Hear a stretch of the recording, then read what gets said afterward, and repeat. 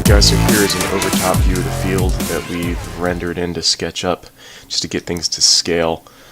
I just took some drone footage, scaled everything out using one of the vehicles, and then started moving ahead that way.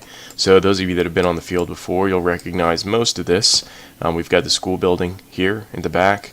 We've got the large tree line going a majority of the border of the field. And then we've got these shorter green sections here in the middle that are the dense shrubbery that pretty much provide alleys for players to play through. Really, really hard to make your way through these things. They're pretty much a barrier to divide the field up into a couple of different play alleys for engagement.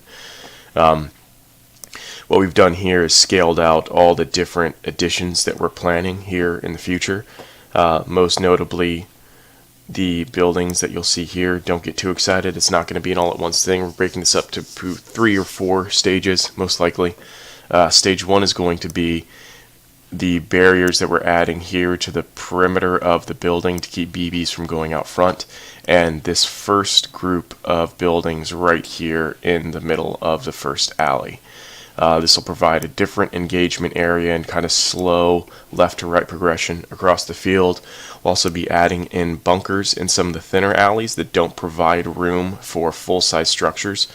So that's going to be phase 1, is getting these buildings built up right here, a small moot town, these barriers, some more bunkers, and then some bunkers here in the alleys as well.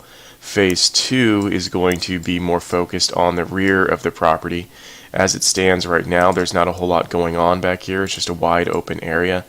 So to break up the play back this area, we're also going to be putting a moot town back here up against the wood line. So draw a little bit of attention away from the building and help spread players across the property a little bit more evenly instead of having so much focused play being on the school building on the other side. Once those two are up, that's phase 1, and then phase 2.